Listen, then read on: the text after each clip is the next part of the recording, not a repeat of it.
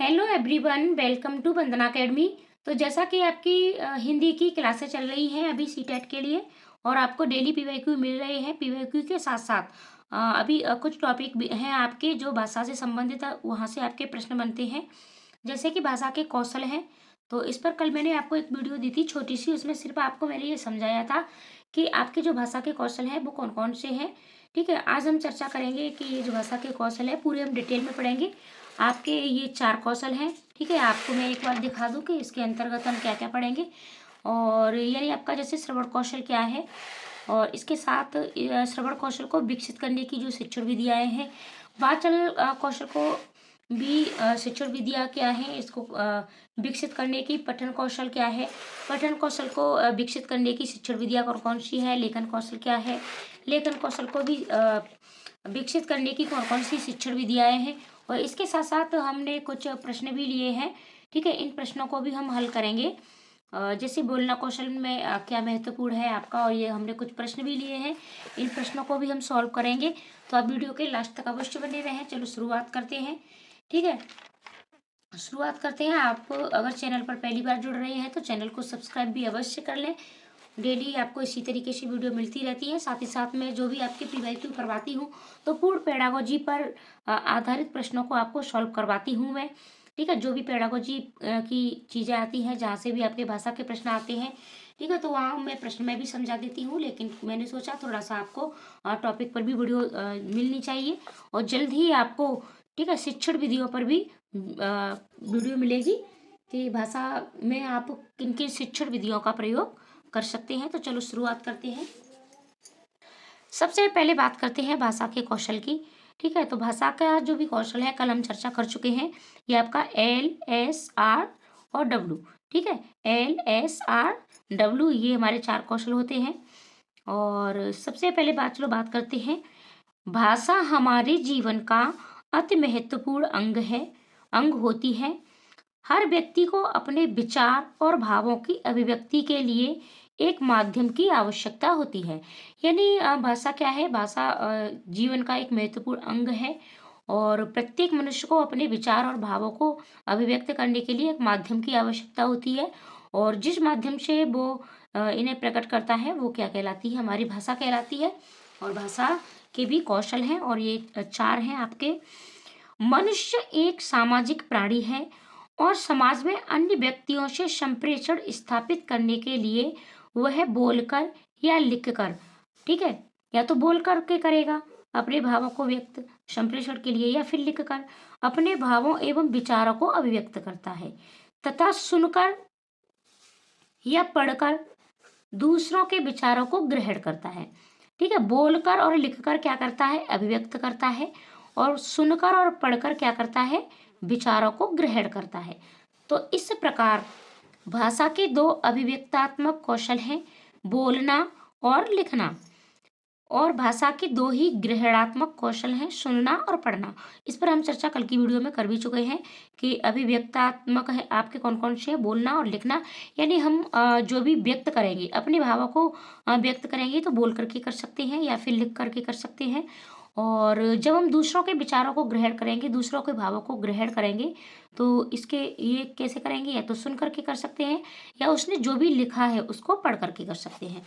अब चलो बात करते हैं। भाषा कौशलों को 4 भागों में बांटा गया है। श्रवण कौशल यानी सुनने का कौशल, वाचन कौशल यानी बोलने का कौशल, पठन कौशल यानी पढ़ने का कौशल, लेखन कौशल यानी आपके लिखने का कौशल। आगे बढ़ेंगे, बात करते हैं श्रवण कौशल की। श्रवण कौशल का संबंध कानों से है, यानी श्रवण का अर्थ है कान, और इसका संबंध किससे है, कानों से है। श्रवण का अर्थ है सुनना होता है।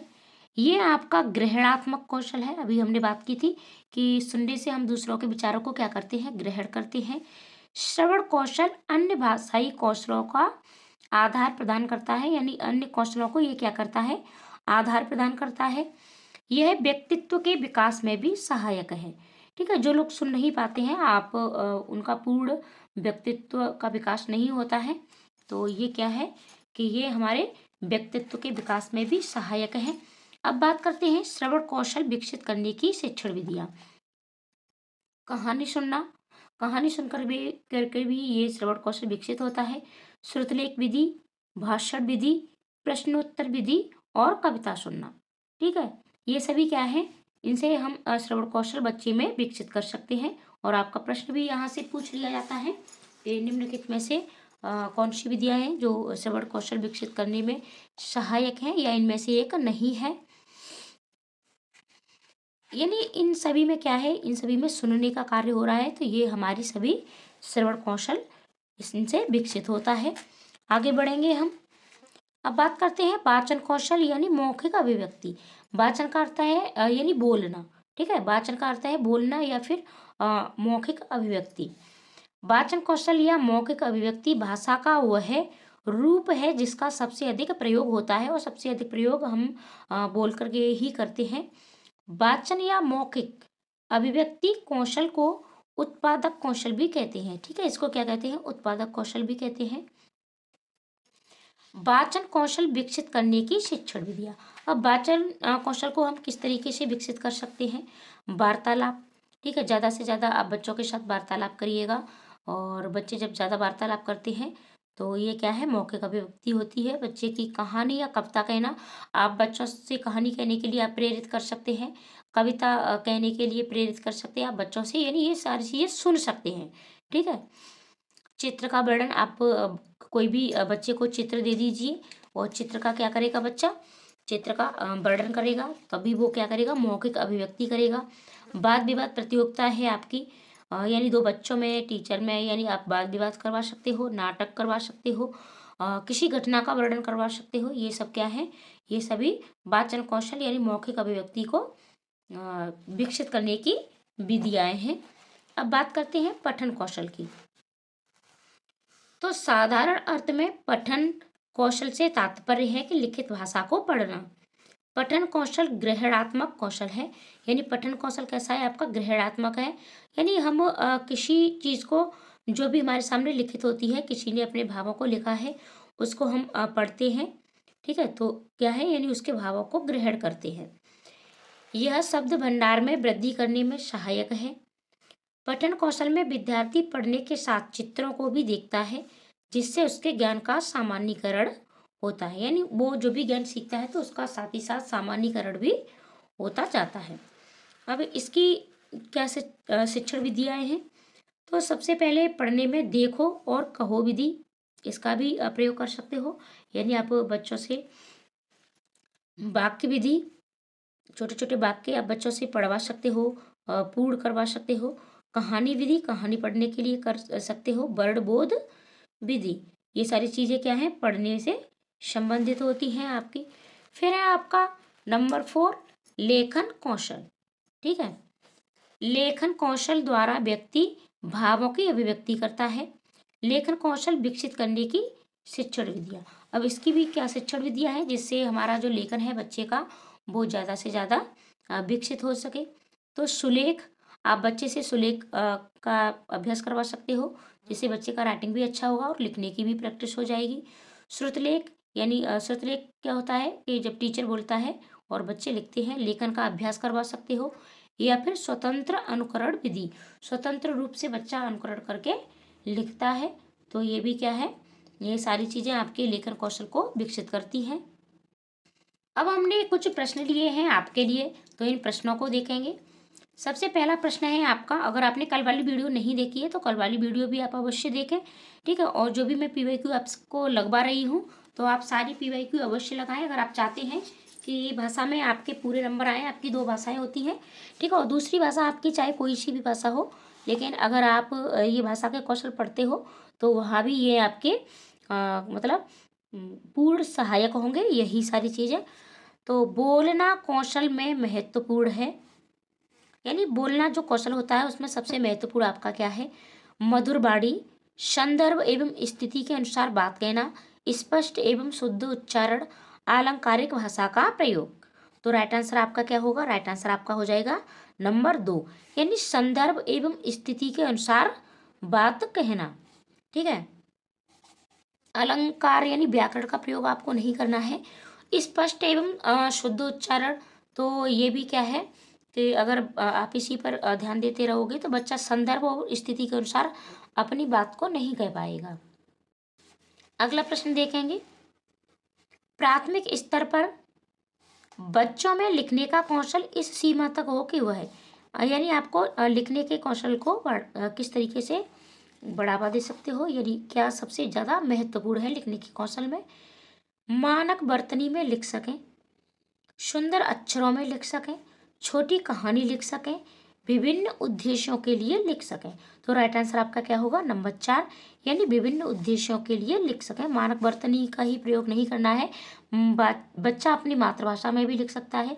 अगर बच्चा सिर्फ सुंदर अक्षरों में ही लिखने पर जोर देते रहोगे, अगर वो विभिन्न उद्देश्यों के लिए नहीं लिख पाएगा और शुद्ध शब्द नहीं लिख पाएगा तो ये भी गलत है आपका। तो राइट आंसर हो जाएगा आपका नंबर 4। अगला प्रश्न है, भाषा के अभिव्यक्तात्मक कौशल हैं। अभी देखो हमने ये दोनों पढ़े थे, ग्रहणात्मक और अभिव्यक्तात्मक। तो अभिव्यक्तात्मक यानी अपने भावों को व्यक्त करता है, तो अपने भावों को व्यक्त कहाँ करेगा, सुनना। तो सुनना आपका क्या हो गया, ठीक है, ग्रहणात्मक हो गया। पढ़ना भी आपका ग्रहणात्मक हो गया। सुनना आपका ग्रहणात्मक है, लेकिन बोलना आपका अभिव्यक्तात्मक है। तो आपको दोनों ही चाहिए। तो राइट आंसर आपका क्या होगा, राइट आंसर आपका हो जाएगा नंबर 3, बोलना और लिखना। ठीक है, बोल कर भी करके भी हम अपने भावों को व्यक्त करते हैं और हम लिख कर भी अपने भावों को व्यक्त करते हैं। अगला प्रश्न देखेंगे, भाषण परिचर्चा संवाद बच्चों की क्षमता का विकास करने में सहायक है। अब देखो, भाषण है आपका, परिचर्चा है, संवाद है, तो इससे बच्चों की डैश, ठीक है, किस क्षमता का विकास होगा, लिखित अभिव्यक्ति का होगा, मौखिक अभिव्यक्ति का होगा, या कल्पनाशीलता का होगा, या अनुकरण का होगा।